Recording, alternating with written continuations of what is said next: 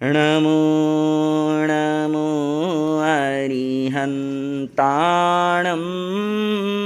नमो नमो सिद्धाणं नमो नमो आयर्याणं नमो नमो उवझायाणं नमो लोय सवसाहुणं नमो लोय सवसाहुणं एसो पंचणमोकारो सौवपावपणासनो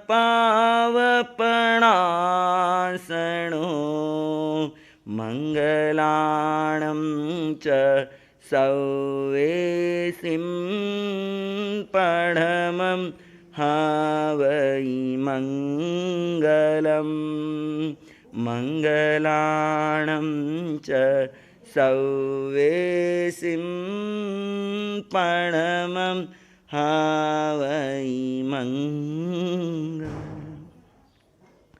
वीर प्रभु की अंतिम वाणी उत्तराध्ययन को खोलो,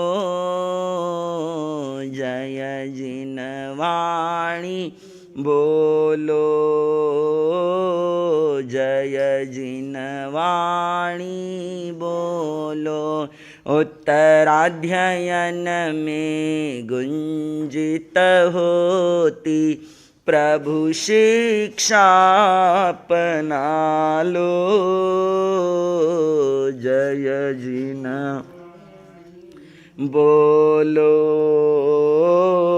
जय जिनवाणी बोलो। मंगलकारी भव भयहारी जिनवाणी है शरणा, जिसके आराधन से निश्चित ही मिटता जन्म व मरणा। मंगलकारी भव भयहारी जिनवाणी है शरणा, जिसके आराधन से निश्चित ही मिटता जन्म व मरणा। पाप कर्म को छोड़ के अब तो जिनवाणी के हो लो,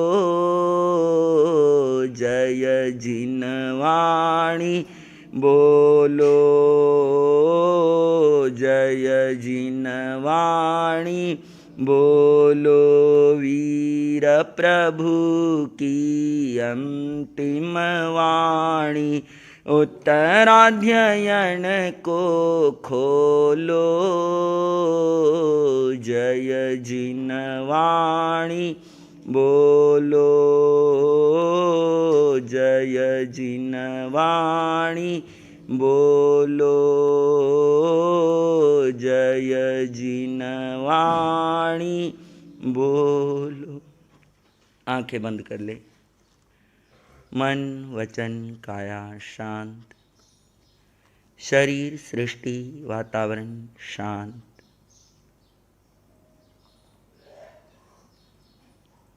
इसी शांति में आइए चलते हैं परमात्मा प्रभु महावीर के उस दिव्य भव्य समवसरण की ओर, जहाँ परमात्मा अंतिम बार समवस्रित हुए थे, जहाँ परमात्मा ने भव्य जीवों को मोक्ष मार्ग प्रदान किया। ये यात्रा एक अंतर की यात्रा है। ये यात्रा आत्म कल्याण की ओर आगे बढ़ने की यात्रा है। ये कदम केवल परमार्थ की ओर अग्रसर हो, परमात्म पथ पर अग्रसर हो, ऐसे भावों के साथ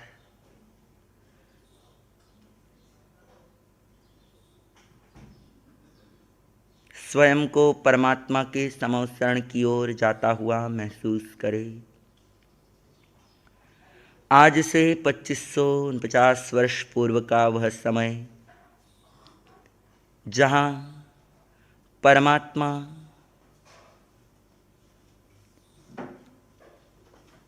पावापुरी नगरी के अंदर हस्तिपाल राजा की रज्जुक सभा में समवस्त्रित हुए, जहाँ परमात्मा की देशना श्रवण करने के लिए अनेक भव्य जीव उपस्थित थे, वहीं पर 9 मल्लवी, 9 लिच्छवी आदि 18 देश के राजा उपस्थित थे। जहाँ परमात्मा ने अपने जीवन की सांध्य वेला में भव्यात्माओं को परमात्मा पथ पर अग्रसर होने का उपदेश प्रदान किया, संदेश प्रदान किया, एक पावन प्रेरणा प्रदान की। वह समवसरण जहाँ चारों ओर मात्र समता और शांति का वातावरण, केवल प्रेम का वातावरण, उस समवसरण की ओर स्वयं को जाता हुआ महसूस करे।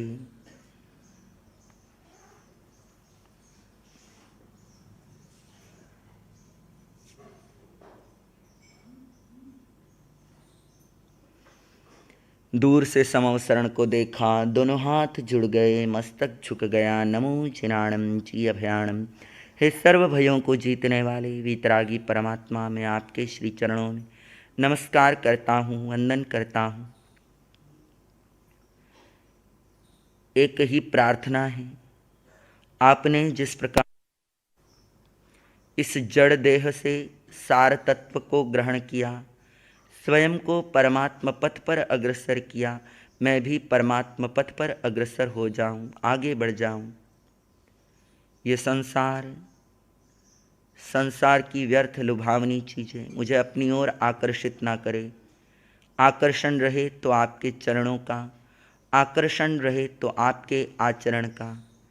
ऐसे भावों के साथ समवसरण की ओर एक एक कदम बढ़ाते हुए प्रथम गढ़ की यात्रा, पहला गढ़ चांदी का जिस पर सोने के कंगूरे लगे हैं, 10,000 सीढ़ियाँ उत्साह, उमंग, उल्लास के साथ एक एक सीढ़ी चढ़ते जा रहे हैं।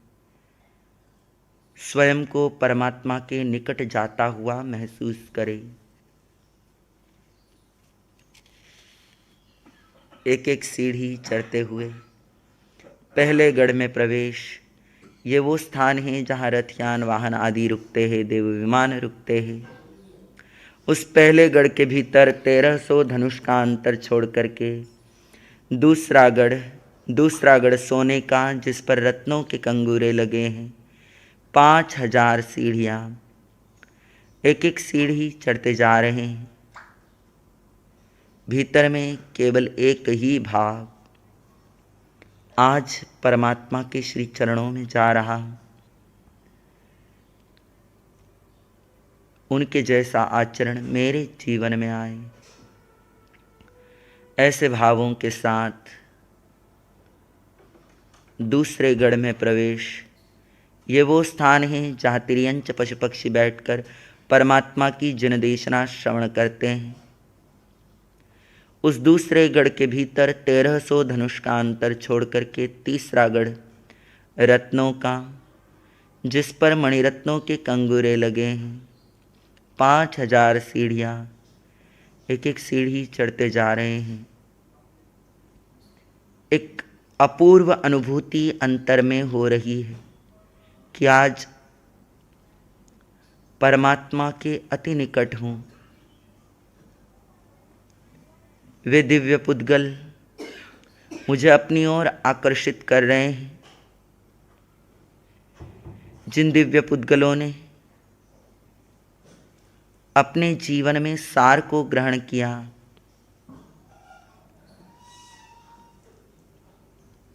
एक एक सीढ़ी चढ़ते हुए उस तीसरे गढ़ में प्रवेश। ये वो स्थान है जहाँ परमात्मा विराजमान है। उस तीसरे गढ़ के बीचों बीच स्वयं के देह प्रमाण से यानी परमात्मा की देह प्रमाण से 12 गुणा ऊंचे अशोक वृक्ष की छाया तले परमात्मा स्फटिक सिंहासन पर विराजमान है। परमात्मा के मस्तक के ऊपर 3 छत्र जो हमें सम्यक ज्ञान दर्शन चारित्र की प्रेरणा प्रदान कर रहे हैं।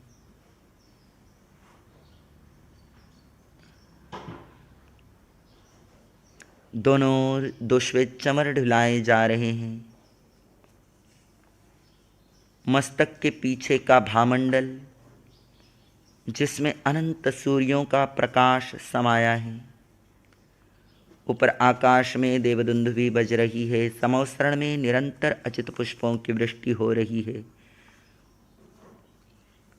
परमात्मा की जिन देशना श्रवण करने के लिए 12 प्रकार की परिषदा उपस्थित है। परमात्मा के सानिध्य में परमात्मा की वाणी सुनने के लिए परमात्मा के ईशान कोण में श्रावक श्राविका वैमानिक देव, परमात्मा के आग्नेय कोण में साधु साध्वी वैमानिक देवियाँ, परमात्मा के वायव्य कोण में भवनपति वाणव्यंतर ज्योतिष्क देव और नैऋत्य कोण में वाणव्यंतर भवनपति वाणव्यंतर ज्योतिष्क देवों की देवियाँ। जहाँ साधु साध्वी बैठे हैं वहाँ पर केवल ज्ञानी भगवंत, मन प्रिय ज्ञानी, अवधि ज्ञानी सभी विराजमान हैं। उन सबको वंदन नमस्कार करते हुए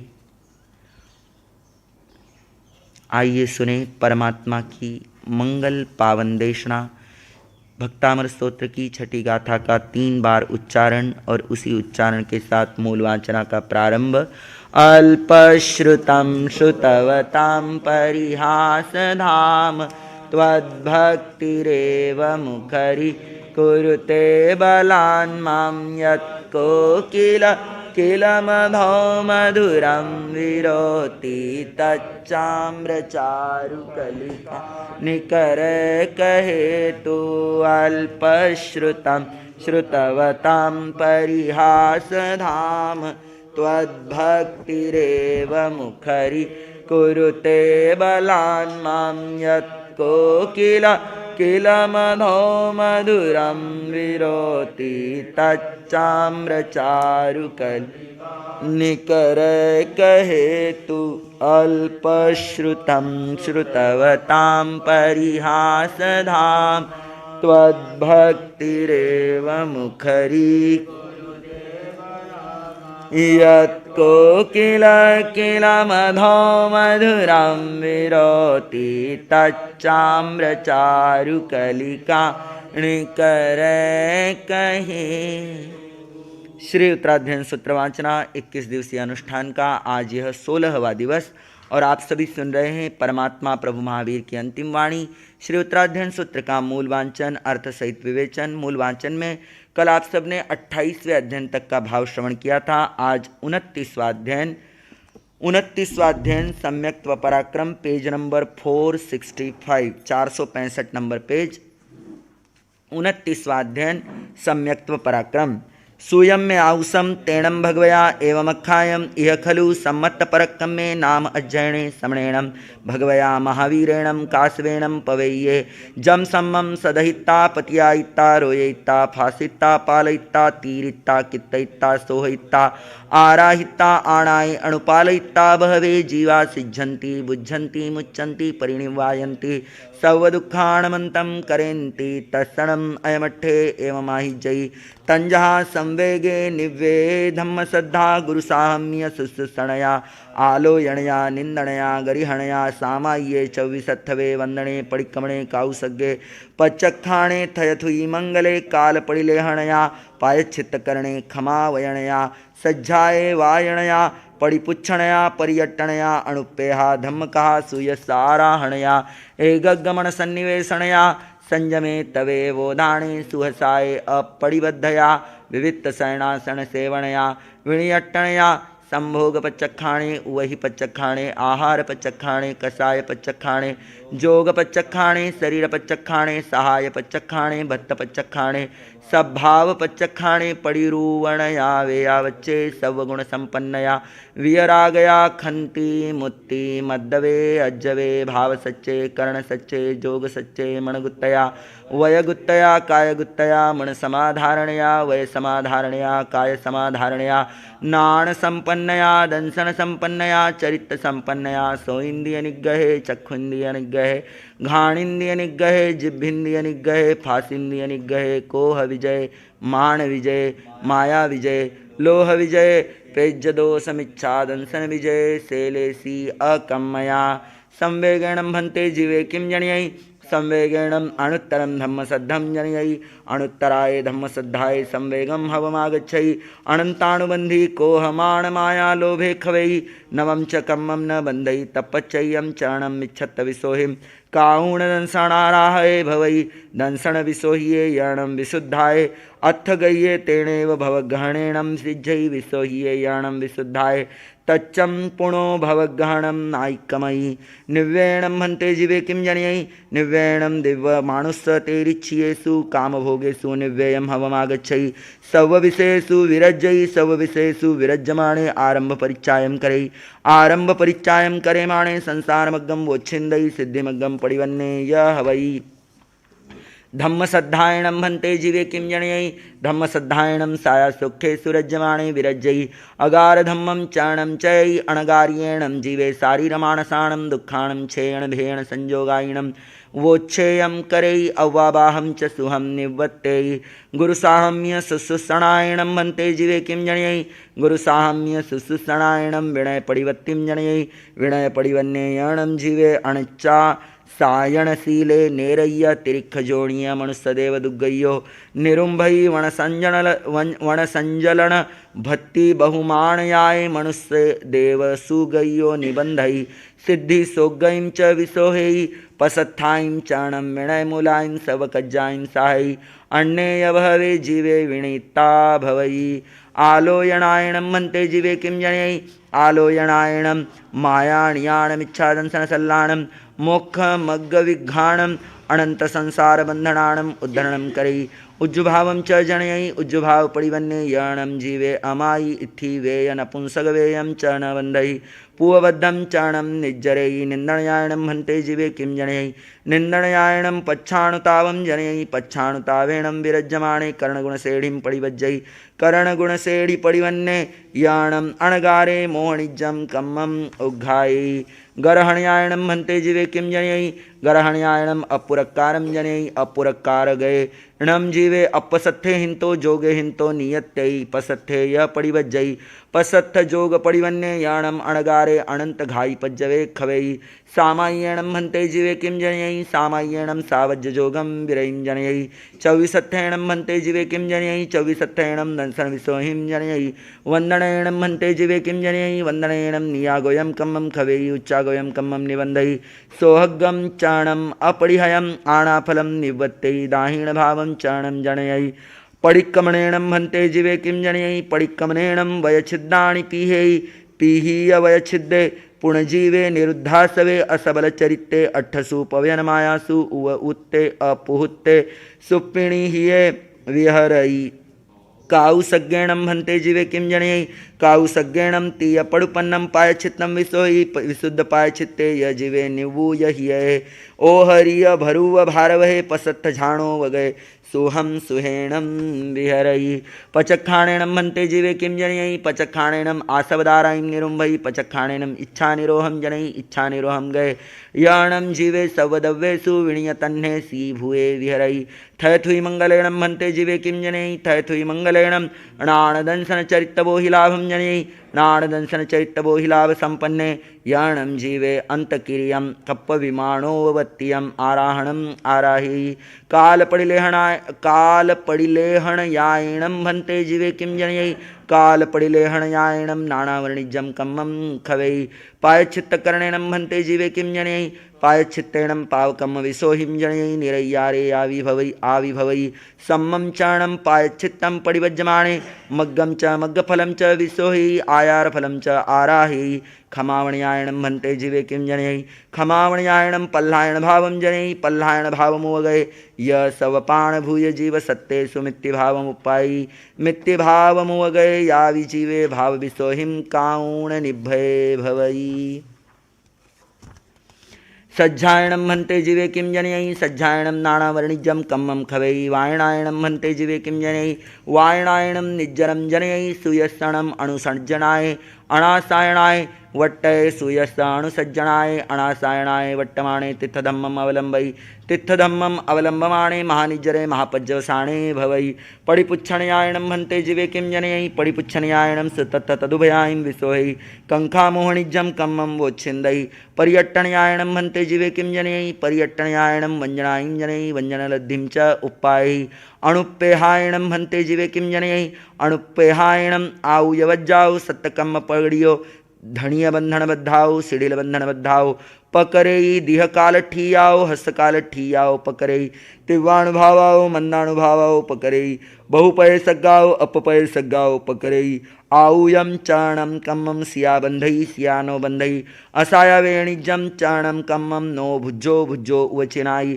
अणाय्यम चरणम अणवदग्गम दीहमद्धम चाउरंतम संसार कांतारम क्षिप्पामेव वीवयई धम्मकायणं भन्ते जीवे किं जनयै धम्मकायणं निज्जरं जनयै धम्मकायणं पवयणं पभावे पवयन पभावेणं जीवे आगमे सस्य बद्धत्ताय कम्मं निबन्धै सूयस्साराहणयायणं भन्ते जीवे किं जनयै सूयस्साराहणयायणं अन्नाणं खवै न यसंकिलिस्तै एकगमनसन्निवेशनयायणं भन्ते जीवे किं जनयै एकगमनसन्निवेशनयायणं चित्तनिरोहं करैः संयमेणं भन्ते जीवे किं जनयै संयमेणं अनन्ययत्तं जनयै तवेणं भन्ते जीवे किं जनयै तवेणं वोदाणं जनयै वोदाणेनं भन्ते जीवे किं जनयै वोदाणेनं अकिर्यं जनयै अकिर्याय भवित्ता तौ पच्छा सिज्झै बुज्झै मुच्चै परिनिवायै सर्वदुःखाणमन्तं करैः सुहसायणं भन्ते जीवे किं जनयै सुहसायणं अणुसूयत्तं जनयै अणुसूयायणं जीवे अणुकंपये अणुभड़े विगय सोगे चरितमोहनिजं कम्मं खवै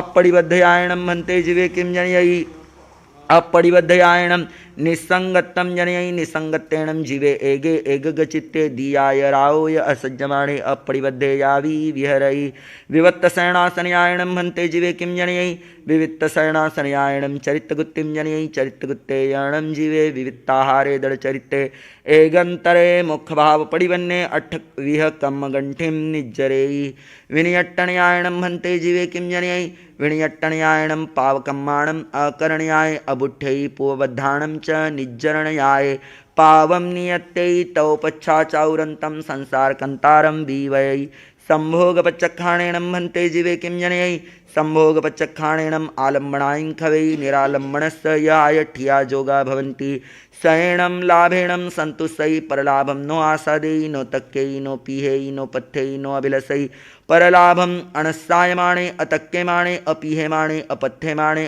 अणभिलषमाणे दुच्चं स्वसेज्जं वसंपज्जिताणं विहरै वही पचखाणेनं भन्ते जीवे किं जनयै वही पचखाणेनं अपलिमन्थं जनयै निर्वह्ये णं जीवे निक्कंखी वही मन्तरेण यण संकिलिस्तै आहारपचखाणेनं भन्ते जीवे किं जनयै आहारपचखाणेनं जीव्या संसप्पोगं वोच्छिन्दै जीव्या संसप्पोगं वोच्छिन्दिता जीवे आहारमन्तरेणं न संकिलिस्तै कषायपचखाणेनं भन्ते जीवे किं जनयै कषायपचखाणेनं वियरागभावं जनयै वियरागभावपरिवन्ने यणं जीवे समसुह दुःखे भवै जोगपचखाणेनं भन्ते जीवे किं जनयै जोगपचखाणेनं अजोगतं जनयै अजोगीणं जीवे नवं कम्मं न बन्धै पूवबद्धं निज्जरै शरीरपचखाणेनं भन्ते जीवे किं जनयै शरीरपचखाणेनं सिद्धाय सगुणत्तणं निवृत्ते सिद्धाय सगुणसम्पन्ने याणं जीवे लोकगभावमुवगये परमसुही भवै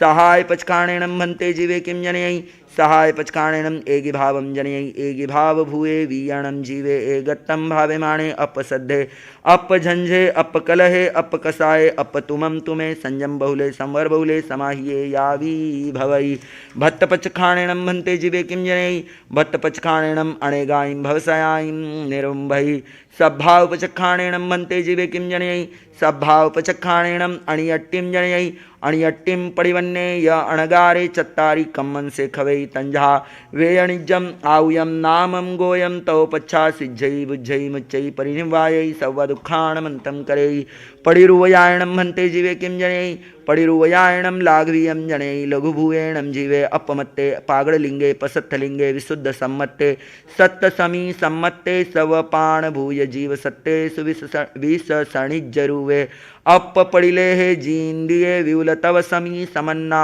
गयावी भवई वेयावच्चेणं भन्ते जीवे किं जनयई वेयावच्चेणं तित्थैर्नामगुत्तं कम्मं निबन्धई सवगुणसम्पन्नयायणं भन्ते जीवे किं जनयई सवगुणसम्पन्नयायणं अपुनरावित्तिं जनयई अपुनरावित्तिं पत्तय जीवे सारिणमानसाणं दुःखाणं नो भागी भवई वियरागयायणं भन्ते जीवे किं जनयई वियरागयायणं नेहानुबन्धनानि तन्हानुबन्धनानि यवुच्छिन्दयि मनुन्ना मनुन्नेषु सद्द फरिसरुवरसगन्धेषु सचित्ता चित्तमिषेषु चैव विरज्ययि खन्त्येणं भन्ते जीवे किं जनयि खन्त्येणं परिसहे जीर्णयि मुत्येणं भन्ते जीवे किं जनयि मुत्येणं अकिञ्चनं जनयि अकिञ्चने य जीवे अत्थलोलाणं पुरिसाणं अपत्थणिज्ये भवयि अज्जवयायणं भन्ते जीवे किं जनयि अज्जवयायणं काउज्जुय्यं भाउज्जुय्यं भासुज्जुय्यं अविसंवायणं जनयि अविसंवायण संपन्नयायणं जीवे धम्मस आराहये भवई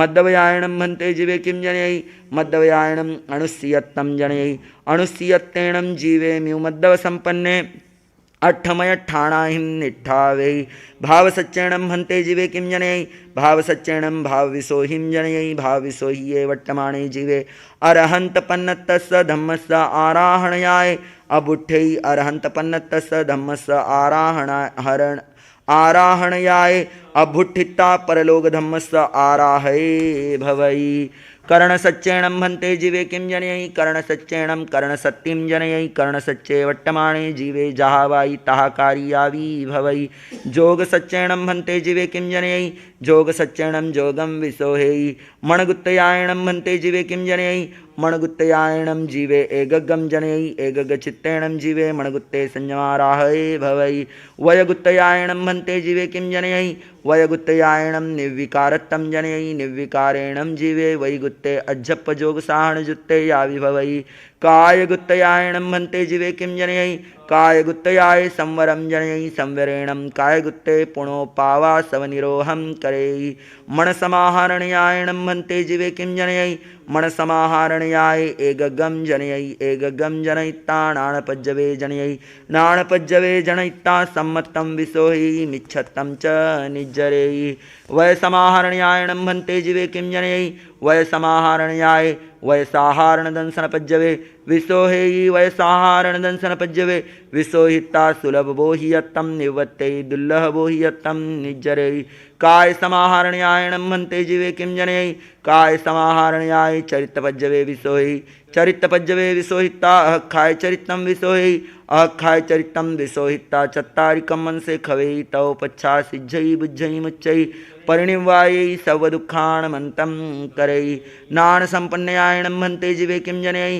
नाणसम्पन्नयायणं जीवे सर्वभावाहिगमं जनयि नाणसम्पन्नेनं जीवे चाउरन्ते संसारकन्तारेण विनिश्चयि जाहसु ससुता पडिया वीणवीणस्तयि ताहा जीवे ससुते संसारेण विनश्ययि नाण विनय तव चरितजोगे सम्पावणयि ससमय परसमय विषाय य असंघायणिज्ये भवई दंसन संपन्नयायणं भन्ते जीवे किं जनयि दंसन संपन्नयायणं भवमिच्छत्तच्छेणं करैः परं न विज्झायि परम अविज्झायमाणे अणुत्तरेणं नाणदंसनेणं अप्पाणं संजोयमाणे सम्मं भावेमाणे विहरयि चरितसम्पन्नयायणं भन्ते जीवे किं जनयि चरितसम्पन्नयायणं शैलेषि भावं जनयि शैलेषिं परिवन्ने याणगारे चत्तारि कम्मन से खवै तव पच्छा सिज्झै बुज्झै मुच्चै परिनिवायै सर्वदुःखानमन्तं करै सोऽन्द्रिय निग्रहेणं भन्ते जीवे किं जनयै सोऽन्द्रिय निग्रहेणं मणुन्नामणुन्नेषु सद्येषु रागदोषनिग्रहं जनयै तपच्चय्यं कम्मं न बन्धै पूवबद्धं च निज्जरै चक्षिन्द्रिय निग्रहेणं भन्ते जीवे किं जनयै चक्षिन्द्रिय निग्रहेणं मणुन्नामणुन्नेषु रूपेषु रागदोषनिग्रहं जनयै तपच्चय्यं कम्मं न बन्धै पूवबद्धं च निज्जरै घाणेन्द्रिय निग्रहेणं भन्ते जीवे किं जनयै घाणेन्द्रिय निग्रहेणं मणुन्नामणुन्नेषु गन्धेषु रागदोषनिग्रहं जनयै तपच्चय्यं कम्मं न बन्धै पूवबद्धं च निज्जरै जिह्वेन्द्रिय निग्रहेणं भन्ते जीवे किं जनयै जिह्वेन्द्रिय निग्रहेणं मणुन्नामणुन्नेषु रसेषु रागदोषनिग्रहं जनयै तपच्चय्यं कम्मं न बन्धै पूवबद्धं च निज्जरै फासेन्द्रिय निग्रहेणं भन्ते जीवे किं जनयै फासेन्द्रिय निग्रहेणं मणुन्नामणुन्नेषु फासेषु रागदोषनिग्रहं जनयै तपच्चय्यं कम्मं न बन्धै पूवबद्धं च निज्जरै कोह विजयणं भन्ते जीवे किं जनयै कोह विजयणं खन्तिं जनयै कोह वेयणिज्यं कम्मं न बन्धै पूवबद्धं च निज्जरै माण विजयणं भन्ते जीवे किं जनयै माण विजयणं मद्दवं जनयै मायन वेयणिज्यं कम्मं न बन्धै पूवबद्धं च निज्जरै माया विजयणं भन्ते जीवे किं जनयै माया विजयणं अज्जवं जनयै माया वेयणिज्यं कम्मं न बन्धै पूवबद्धं च निज्जरै लोभ विजयणं भन्ते जीवे किं जनयै लोभ विजयणं सन्तोषं जनयै लोभ वेयणिज्यं कम्मं न बन्धै पूवबद्धं च निज्जरै पिज्जदोषमिच्छादंसन विजयणं भन्ते जीवे किं जनयै पिज्जदोषमिच्छादंसन विजयणं णाणदंसन चरिताराहणयाय अबुठ्ठै अट्ठवियस्य कम्मस्य कम्मगंठि विमोयणयाय तप्पड़मयाय जहाणुपुवीय अट्ठविसैविहं मोहनिज्यं कम्मम उग्घावै पंचविहं नानावर्णिज्यं नवविहं दंसनावर्णिज्यं पंचविहं अंतराय्यम ए तिन्निवि कम्मन से जुगवम खवै तव पच्छा अणुत्तरम अनंतं कसिनं परिपुन्नं निरावरणं वीतिमिरं विशुद्धं लोगालोगपभावं केवलवर्णानदंसनं समुप्पाडै जाव सजोगी भवै ताव इरियावहियं कम्मं निबन्धै सुहपरिसं दुसमयठीयं तमझा पणम समय बद्धं बीय समय वेयं तय्य समय निज्जिन्नं तम बद्धं पुट्ठम उदीर्यं वेयं निज्जिन्नं सेयालेय अकम्मं चावी भवै अह आव्यं पालयिता अंतो मुहूर्तद्धावशेषाय जोग निरोहं करेमाणे सुहुम किरियम अपरिवायं सुखझाणं झायमाणे तप्पड़मयाय मणजोगम निरुंभई वयजोगम निरुंभई कायजोगम निरुंभई आणपाण निरोहम करेहि ईसी पंच रहस्यखर रुच्चा ईसी पंच रहस्यख रुच्चारणध्यायणम अणगारे समुच्छिन्न किरियम अनियट्टी सुखझाणम झीयायमाणे वेयणिज्यम आव्यम नामम गोत्तम च ए चत्तारि कम्मन से जुगवम खवै तौ ओरालियम तेयकम्मायं सवाहिं विप्पजहणाईं विप्पजहिता उज्जुसेड़ीपत्ते अपुसमाण गई ऊढ़म एग समयणम अविज्ञहेणम तत्थगंता सागरो वौत्ते सिज्झई बुज्झई जाव अंतम करई एस खलु सम्मत परकम्मस अध्ययनस अट्ठे समणेणं भगवया महावीरेणं आघवीये पन्नवीये परुवीये दंसिये निदंसिये उवदंसियेति बेमी इति सम्मत परकम में सम्मते सम्यक्त पराक्रम नाम का यह 29वां अध्ययन समाप्त हुआ। आज का मूलवांचन यही तक। शेष मूलवांचन यथा समय आप सबके सामने करने का प्रयास और पुरुषार्थ रहेगा। परम तारक देवाधिदेव अरिहंत परमात्मा श्री सिमंदर स्वामी भगवान के श्री चरणों में अनंत अनंत आस्था के साथ अनंत अनंत वंदन अनंत नमन। चरम तीर्थंकर क्षमा श्रवण सिद्ध परमात्मा प्रभु महावीर स्वामी के श्री चरणों में अनंत अनंत आस्था के साथ अनंत अनंत वंदन अनंत नमन। परम उपकारी जिन शासन देव जिन शासन माता को नमन। आत्मज्ञानी सद्गुरुदेव परमात्म स्वरूप परम पूज्य युग प्रधान आचार्य भगवान के श्री चरणों में अनंत अनंत आस्था के साथ वंदन नमन। परम श्रद्धेय श्रवण संघीय प्रमुख मंत्री श्री श्री मुनि महाराज के श्री चरणों में वंदन नमन करने के पश्चात आत्मप्रिय स्नेही साथी मुनिवृंद भव्यात्माओं, श्री उत्तराध्ययन सूत्र वांचना 21 दिवसीय अनुष्ठान का आज यह 16वां दिवस निरंतर आप परमात्मा प्रभु महावीर की अंतिम वाणी श्री उत्तराध्ययन सूत्र का वाचन, विवेचन, मूल और अर्थ सहित श्रवण कर रहे हैं। मूल वाचना में आपने अभी 29वें अध्ययन का मूल वाचन श्रवण किया। विवेचन के अंतर्गत कल हमारा विवेचन हुआ था 21वें अध्ययन तक का। 20वां और 21वां ऐसे 2 अध्ययन कल हम सब ने देखे थे कि किस तरह वह समुद्रपाल मुनि जिसने समुद्र के अंतर जन्म लिया और उसके बाद उसने अपने जीवन को किस तरह ऊर्ध्वगामी किया और वह सर्व बंधनों से मुक्त होकर के किस तरह मुक्ति की ओर अग्रसर हो गया। आज चलते हैं 22वें अध्ययन की ओर। 22वां अध्ययन है रथनेमीय। महापुरुषों का हृदय स्वयं के लिए वज्र से भी अधिक कठोर होता है तो दूसरों के लिए मक्खन से भी अधिक मुलायम। ये इस अध्ययन के भाव है कि महापुरुषों का हृदय जो होता है स्वयं के लिए आत्म अनुशासन के लिए वज्र से भी अधिक कठोर है तो दूसरों के लिए मतलब दूसरे जीवों को दुख ना हो उसके लिए मक्खन से भी अधिक मुलायम कोमल होता है। पशुओं की करुणचित्कार ने अरिष्टनेमी को भोग से त्याग की ओर मोड़ दिया तो राजमती की मधुर और विवेकपूर्ण वाणी ने रथनेमी के जीवन को पतित होने से बचा लिया। क्या घटना थी कहते हैं इस अध्ययन के अंतर्गत पेज नंबर 335 पर विवेचन चल रहा है।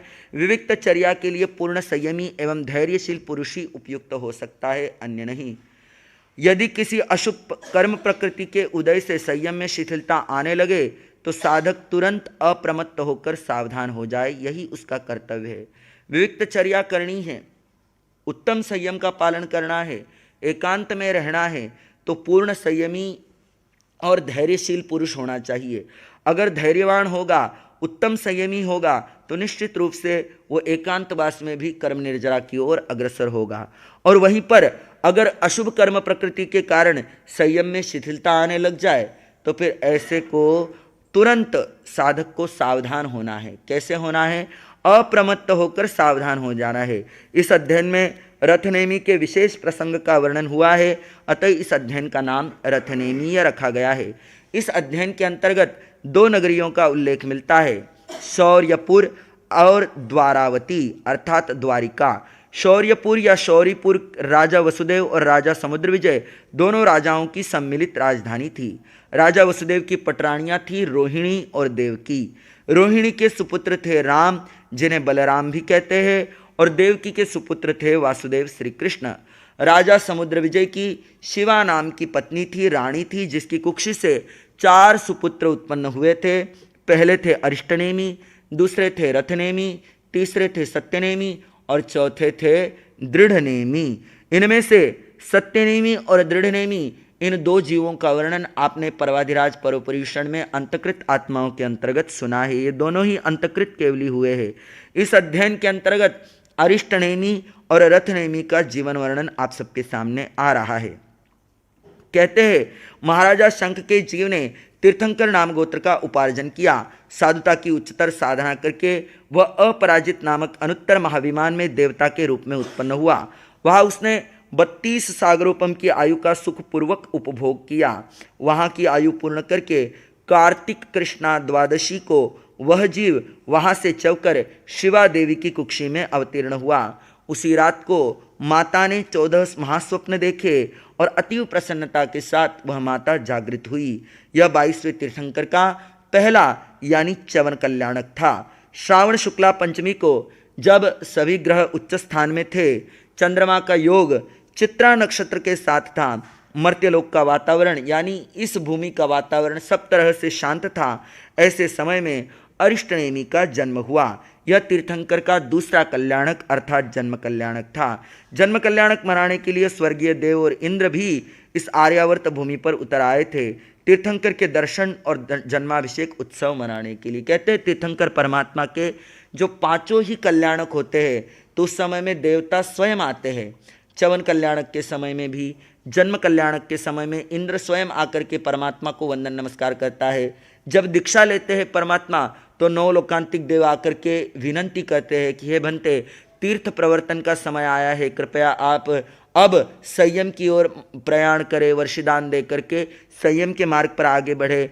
और जब दीक्षा कल्याणक के बाद केवल ज्ञान कल्याणक होता है, उस समय तो वैसे भी देवता सब वंदन करने के लिए परमात्मा को आते हैं, और निर्वाण कल्याणक के समय में भी। तो इस तरह भगवान अरिष्टनेमि का जन्मोत्सव मनाने के लिए सभी देवी देवता वहाँ पर उपस्थित थे।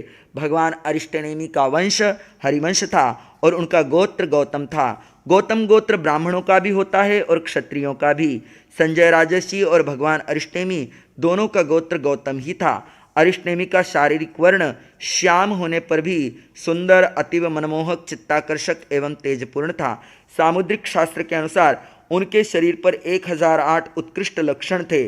उनका सहनन यानी हड्डियों की रचना वज्र ऋषभ नाराच सहनन युक्त थी। उनके शरीर का आकार समचतुरस्र संस्थान था। वज्र ऋषभ नाराज सहनन ऐसा सहनन होता है। अभी तो हमारी हड्डियां सिर्फ ऐसे जुड़ी हुई है, आपने एक्सरे में देखा होगा, कहीं देखा होगा। उस समय में हड्डियां ऐसी जुड़ी होती है, हड्डी के ऊपर हड्डी, उसके अंदर कील लगी हुई होती है, उसके ऊपर पट्टा बंधा हुआ होता है। ये उस समय का सहनन होता है, वज्र ऋषभ नाराज सहनन। और समचतुरस्र संस्थान यानी उनका शरीर जो है कुरूप नहीं होता, बेडौल नहीं होता, एक जैसा सुंदर। आपने परमात्मा के हाथ देखे होंगे तो हाथ घुटने तक आएंगे, जितने हाथ लंबे उतना ऐसे एक जैसा शरीर सुंदर दिखता है। तो समचतुरस्र संस्थान था। शरीर की ऊंचाई 10 धनुष की थी, आयु 1000 वर्ष की थी। जब अरिष्टनेमि जी की आयु 8 वर्ष की थी तब श्री कृष्ण ने मथुरा के राजा कंस का वध किया था। कंस का वध कर देने पर प्रतिवासुदेव जरासंध यादवों पर अति कुपित हुआ, क्योंकि कंस जरासंध का दामाद था। मृत्यु के भय से सभी यादव शौर्यपुर को छोड़कर पश्चिमी समुद्री तट पर चले गए। ये सारी कहानी मैंने आपको अंतकृत दशांक सूत्र के समय में सुनाई है कि पश्चिमी समुद्र तट पर वे चले गए। वहाँ जाकर श्री कृष्ण ने सर्वप्रथम धनपति कुबेर के उपस्थित होने पर उसे एक सर्वोत्तम नगरी के निर्माण की आज्ञा दी।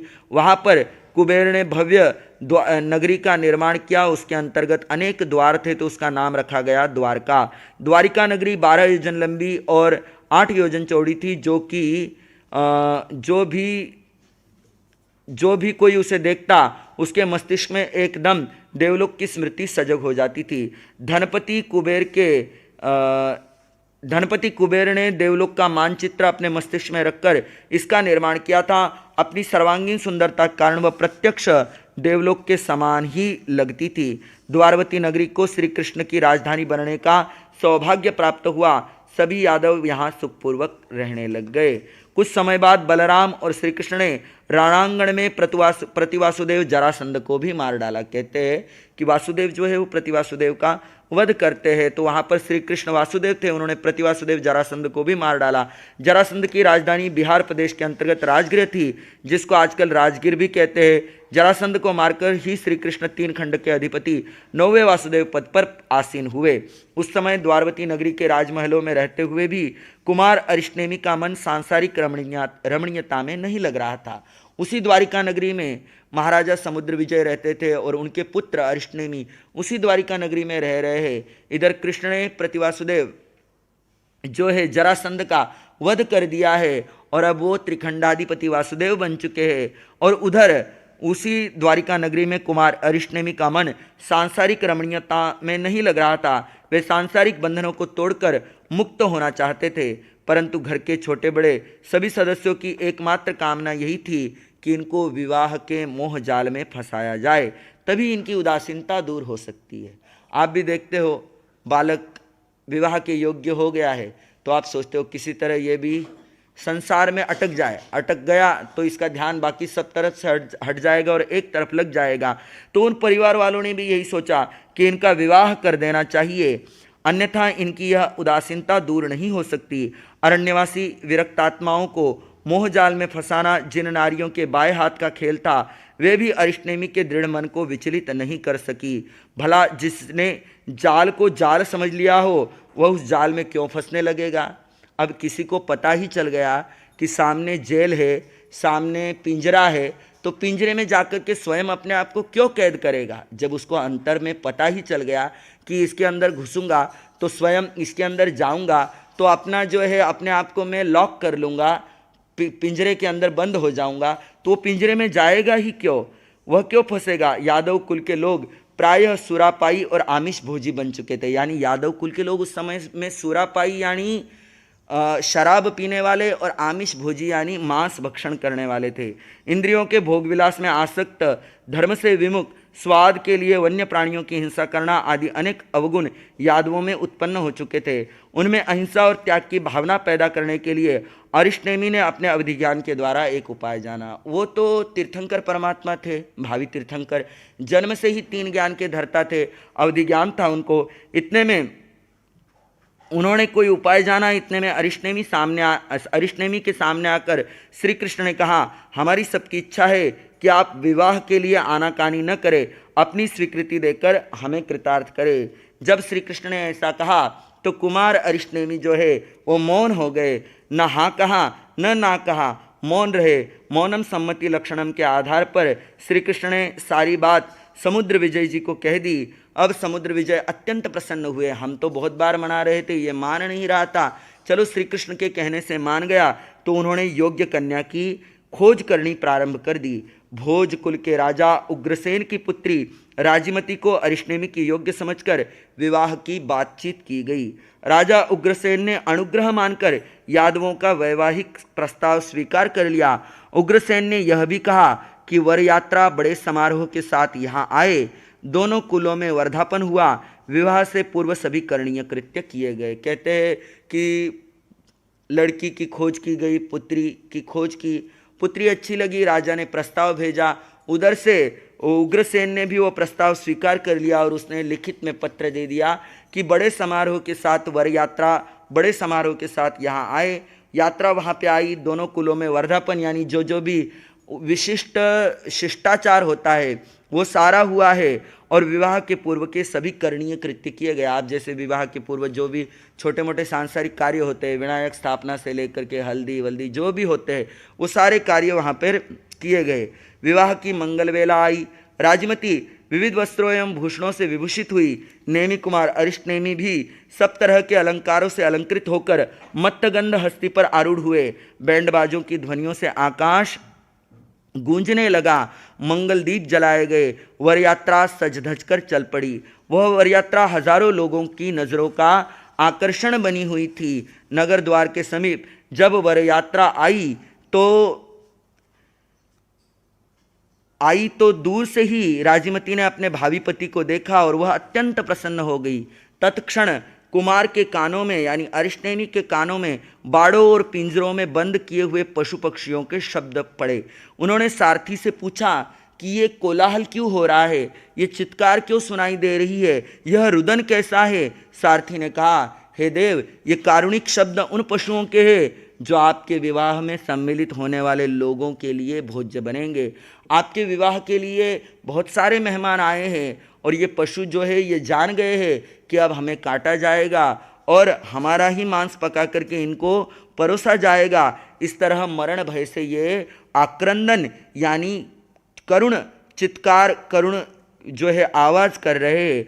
अरिष्टनेमि ने कहा, अहो, यह कैसा अनर्थ है, मेरे विवाह के कारण इन प्राणियों का वध हो, ऐसे विवाह से क्या लाभ। वे हाथी को तुरंत वो उस समय में उस जो है हाथी का महावत होता है उसको कहते हैं कि ये वर यात्रा आगे नहीं जाएगी, अब पीछे जाएगी। मेरे विवाह से इतने पशुओं की हिंसा हो, यह हिंसा मुझे कदापि पसंद नहीं। और उन्होंने तुरंत जो है अपनी जो वर यात्रा है, जो शोभा यात्रा है, उसको मोड़ लिया है। मेरे विवाह के कारण इन प्राणियों का वध हो, ऐसे विवाह से क्या लाभ। वे हाथी को मोड़कर अपने निवास स्थान की ओर चले गए। अरिष्टनेमि को मुड़ते हुए देखा तो राजिमती मूर्छित होकर धरती पर गिर पड़ी। अनेकविध उपचार करने पर राजिमती की मूर्छा दूर हुई। होश में आते ही वह रुदन करने लगी। अरिष्टनेमि के इस अद्भुत महात्याग से यादवों के हृदय पटल पर बिना ही उपदेश दिए अहिंसा और त्याग का गहरा प्रभाव पड़ा। उस अरिष्टनेमि कुमार ने कोई उपदेश नहीं दिया, कुछ कहा नहीं, अरे मांस नहीं खाना चाहिए, पंचेंद्रिय जीव की हिंसा होती है, हिंसा करने से कर्म बंधन होते, ऐसा कुछ भी नहीं कहा, करके दिखाया। जो व्यक्ति आचरण में लाता है उसको देख करके दूसरे लोग अपने आप समझ जाते हैं, सीख जाते हैं। कहते हैं उन्होंने जब देखा कि इतने पशुओं की हिंसा होगी, अपनी जो है वर यात्रा चल रही थी, विवाह हेतु शोभा यात्रा चल रही थी, उसे अपने महलों की ओर मोड़ लिया। उधर राजमती दूर से देख रही है कि वर यात्रा आ रही है और वो मुड़ गई। दासियों के द्वारा सूचना जैसे ही मिली है वो मूर्छित होकर के गिर पड़ी है। अब जैसे ही उसकी मूर्छा दूर होती है वह रोने लग जाती है, परंतु दूर दूर तक इस त्याग की धाक जम गई कि कुमार ने हिंसक प्राणियों के वध को रोक करके स्वयं को वैराग्य के मार्ग की ओर अग्रसर कर लिया। अहिंसा की पुष्टि के लिए उन्होंने अपने ऐन्द्रिक सुखों को भी त्याग दिया। अरिष्टनेमि ने द्वारवती नगरी में पहुंचकर वर्षदान देना प्रारंभ किया। प्रतिदिन मध्याह्न काल से पहले पहले 1 करोड़ 8 लाख स्वर्ण मुद्राएं दान देते रहे। एक वर्ष में 3 अरब 88 करोड़ 80 लाख स्वर्ण मुद्राएं दान में देकर उन्होंने अपने जनपद के जनों की दरिद्रता को दूर किया। 1 वर्ष पूरा होने पर अरिष्टनेमि के मन में प्रवज्जा ग्रहण करने का संकल्प उत्पन्न हुआ।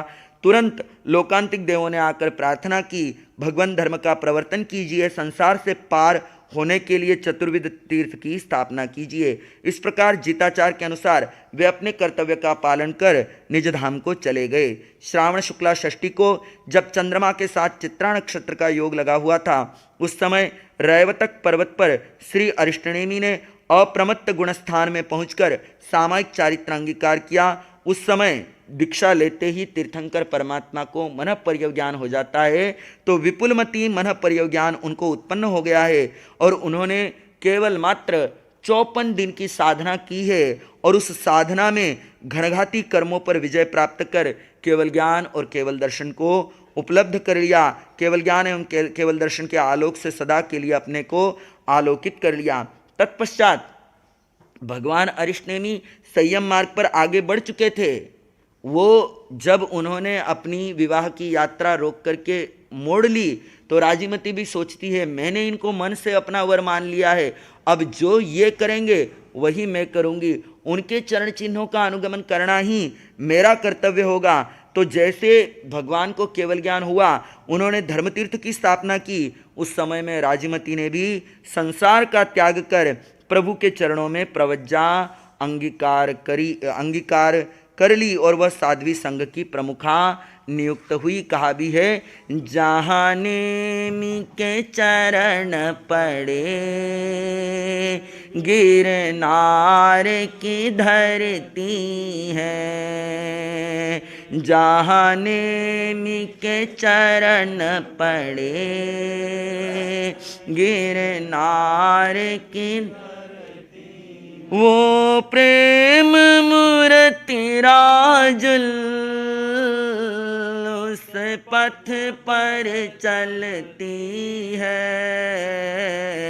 जहाँ नेमि के चरण पड़े गिरनार की हर, उस कोमल काया पर हल्दी का रंग चढ़ा, मेहंदी भी रुचिर रची,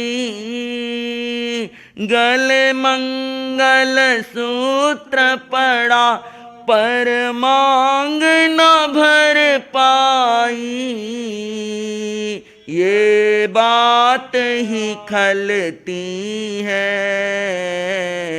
जहाँ नेमि के चरण पड़े गिरनार की धरती है। सुन पशुओं का क्रंदन तुमने तोड़े बंधन, जागा वैराग्य तभी, पाली प्रभु पथ पावन, उस परम वैरागी से चिर प्रीति उमड़ती है, जहाँ नेमि के चरण पड़े गिरनार की धरती है। राजुल की आँखों से झर झर झरता पानी,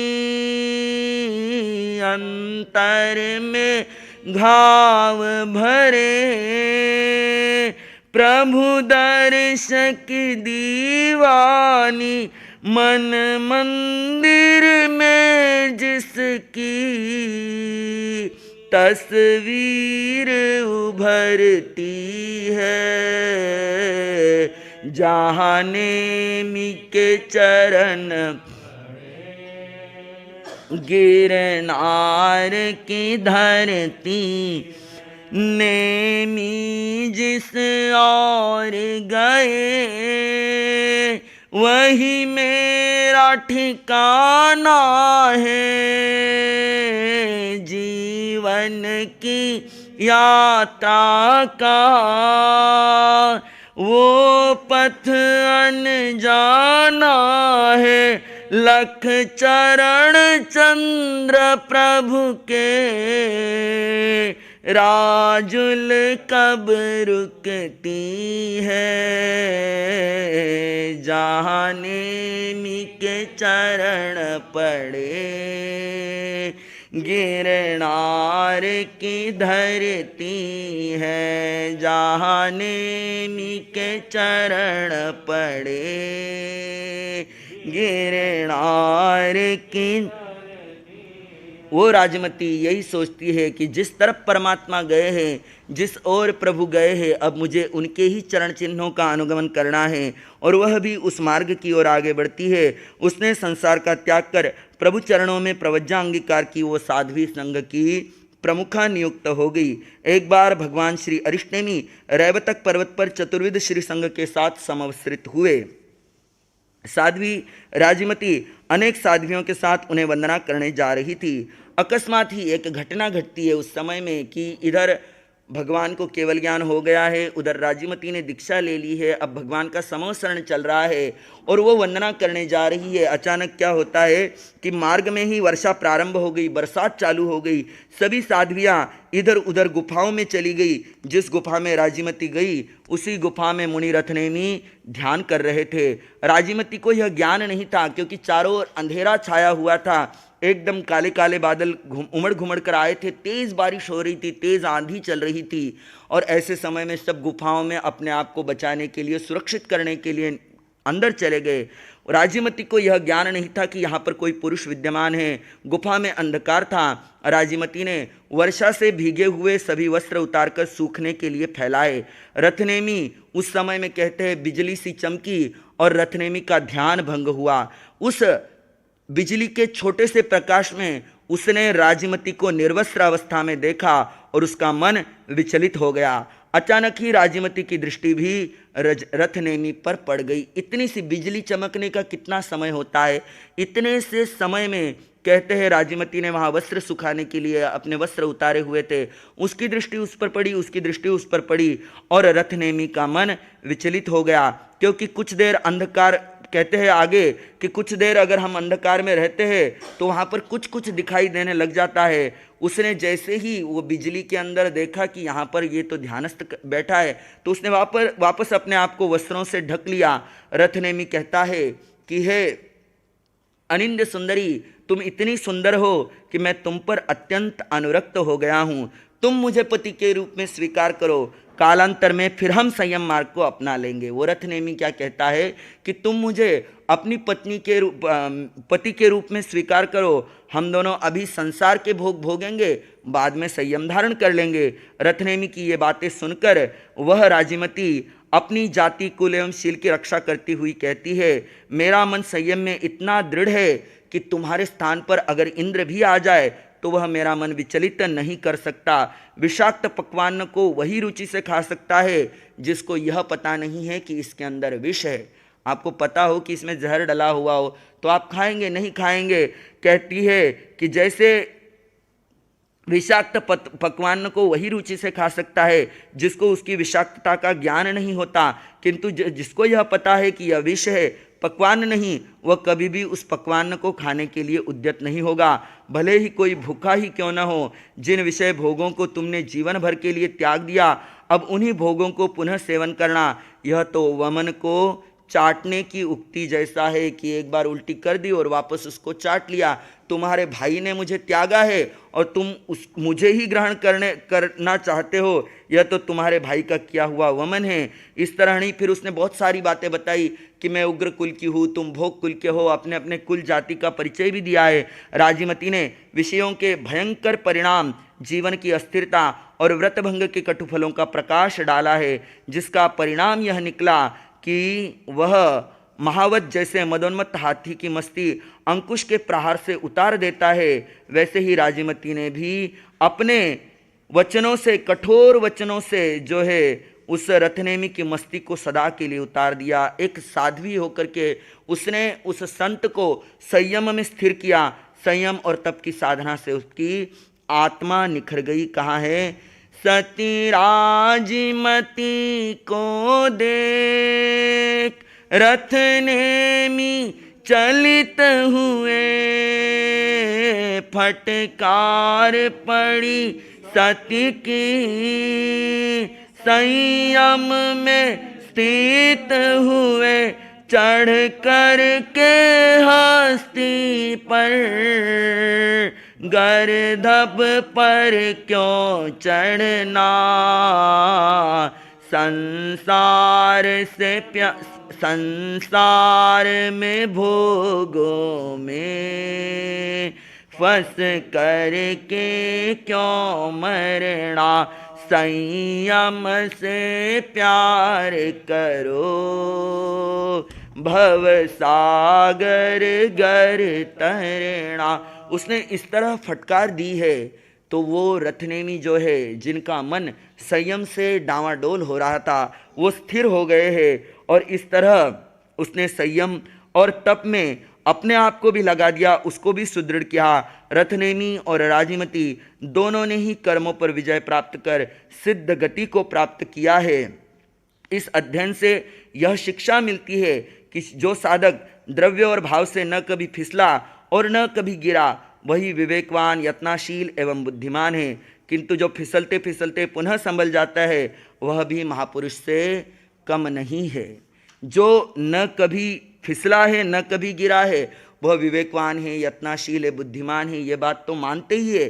परंतु जो फिसलते फिसलते भी संभल जाता है, वह महापुरुष से कम नहीं है। राजीमती पहले साधक की तरह है, जो ना द्रव्य से फिसली है ना भाव से, उसके मन के अंदर भी कोई ऐसे भाव नहीं आए। वहीं पर रथनेमी दूसरी श्रेणी के साधक है, जिनके मन के अंदर कुछ समय के लिए विकारों ने, विभाव ने जन्म ले लिया, परंतु जो ही राजीमती की फटकार पड़ी है, उन्होंने स्वयं को पुनः अपने आप को संयम में स्थित कर लिया। रथनेमी का जीवन हमारे लिए आदर्श है, राजीमती का जीवन का भी हमारे जीवन के लिए महत्व है। जिस तरह उन्होंने अपने आप को संयम के मार्ग पर अग्रसर किया है, हमें भी धर्म शिक्षा सुनकर संयम में सदा के लिए सुदृढ़ हो जाना है, सुदृढ़ता अंगीकार करनी है। कहते हैं सुबह का भूला यदि शाम को घर आ जाए तो उसे भूला नहीं कहा जाता। जो कोई भूल चूक हुई है, प्रायश्चित, भूल चूक पाप हुआ है तो उसका प्रायश्चित कर लेना चाहिए। अगर प्रायश्चित करते हैं तो निश्चित रूप से शुद्धि जीवन में आती है, और वह शुद्धि हमें संसार की ओर, हमें संयम से मुक्ति की ओर आगे बढ़ा देती है। बहुत सुंदर अध्ययन है, जिस अध्ययन के अंतर्गत संयम में कैसे स्थिर होना है यह प्रेरणा दी गई है। करुणा की श्रीनेमि जिन के राजीमती प्रतिबुद्ध, राजुल ने रथनेमि को किया कुशल संबुद्ध। कैसे परमात्मा के चरण संयम मार्ग पर बढ़े तो बाकी सब यादवों ने हिंसा को त्याग दिया। परमात्मा संयम के मार्ग की ओर आगे बढ़े तो राजीमती ने सोचा मेरे लिए वही पुरुष है, उनको ही मैंने मन से अपना पति माना है, अब वो जो आचरण करेंगे वही मेरा आचरण होना चाहिए। धर्म सहायिका, धर्म पत्नी का यही मतलब होता है कि पति जो धर्म के मार्ग पर आगे बढ़ रहा है, धर्म साधना कर रहा है, पत्नी भी उसका अनुगमन करे। उसने वैसे ही अनुगमन किया, स्वयं को संयम की ओर आगे बढ़ाया। और तत्पश्चात की ये जो घटना है ये इस अध्ययन के अंतर्गत बतलाई गई है। और इस अध्ययन में यह बतलाया है कि संयम में सदैव अप्रमत्त, सावधान रहते हुए त्याग, तप, निर्जरा के मार्ग पर आगे बढ़ना है। बहुत सुंदर विवेचन है। ये इस विवेचन को सुनते सुनते इस प्रकार वैराग्य भाव हमारे जीवन में आए, हम संयम की ओर अग्रसर हो। आज का विवेचन यही तक। आगमे तिविहे पन्नत्ते तंजा सत्तागमे अर्थागमे तद्भयागमे एहवा श्री श्रुति ज्ञान के विषय में जो कोई अतिचार लाग्यो हो ते में आरोम जम्वाइधम बच्चा मेलियम हिणक्षरम अचक्षरम पयहिणम विणहिणम जोघिणम घोषिनम सुठुदिनम दुठपरिचयम अकाले को सज्जाओ कालेण को सज्जाओ असज्जाइये सज्जाइयम सज्जाइये न सज्जाइयम भणता गुणता विचारता ज्ञान ज्ञानवंत की आशातना की हो जो में देवसी अय्यारो को तत्समिच्छामि दुक्कडम तत्समिच्छामि दुक्कडम तत्समिच्छामि दुक्कडम।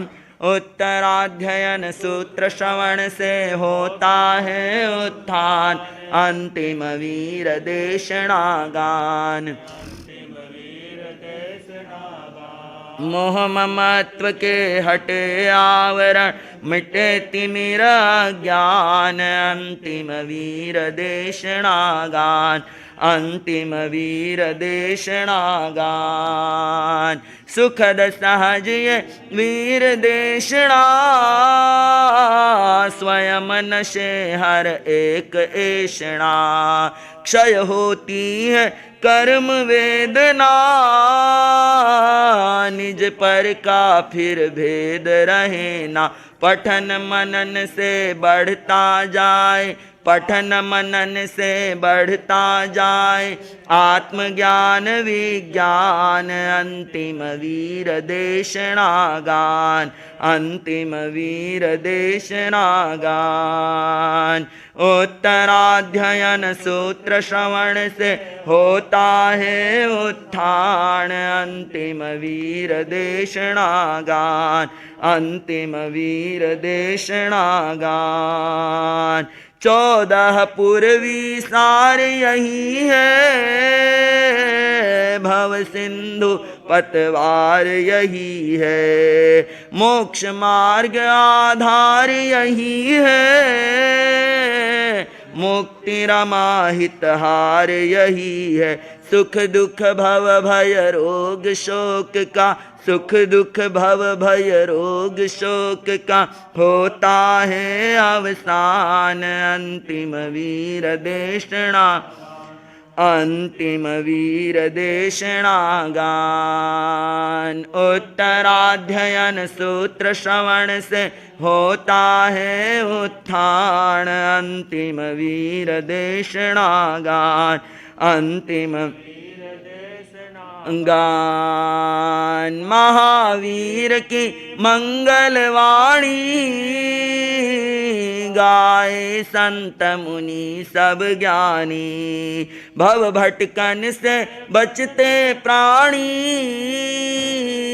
प्राणी मात्र हित है कल्याणी। हर उलझन का छोर है इसमें हर उलझन का छोर है इसमें पाए शिव सोपान अंतिम वीर देशनागान अंतिम वीर देशनागान। उत्तराद आचार्य भगवान पधार रहे हैं। महात्मा पुरुषों की सदा काल महात्मा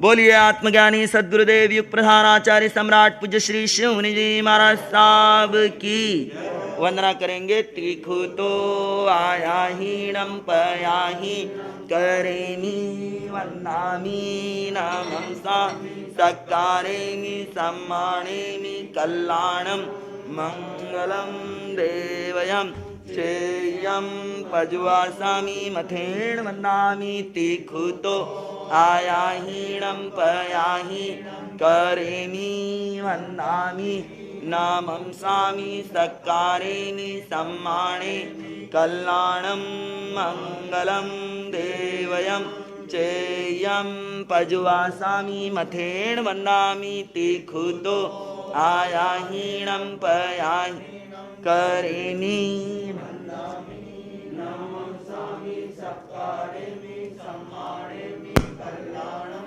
मंगलम देवयम मथेण। आचार्य भगवान पधार गए हैं। अधिक समय नहीं है। उत्तराध्ययन सूत्र अनुष्ठान में जो भी बैठे हैं, आज के प्रत्याख्यान के रूप में आइसक्रीम का त्याग, आइसक्रीम का सेवन नहीं करेंगे। अपाणम वो सिरामी उत्तराध्ययन सूत्र श्रवण से होता है उत्थान। अंतिम वीर देशनागान, अंतिम वीर देशनागान, अंतिम वीर देशनागान।